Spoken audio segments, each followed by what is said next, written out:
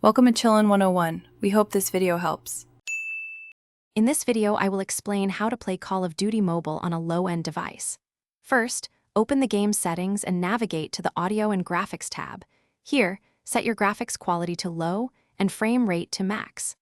Also, disable features like real-time shadows and anti-aliasing. This significantly reduces the visual load, allowing your device to run the game much more smoothly. Remember to close any other applications running in the background too.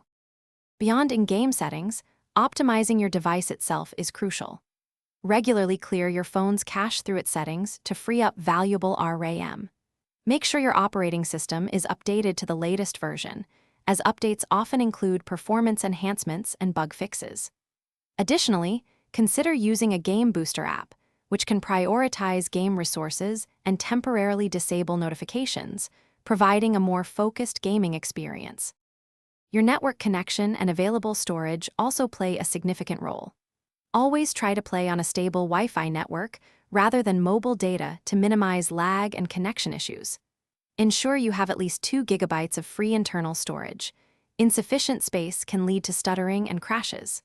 Furthermore, avoid playing Call of Duty Mobile while your device is charging, as this can cause overheating and throttle performance.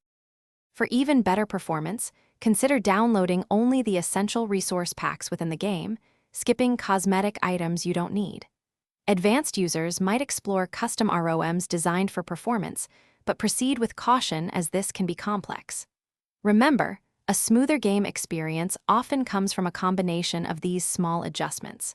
Also, if you're looking for ways to streamline your daily routine, check out the description for a link to some fantastic leak-proof meal prep containers and other great deals.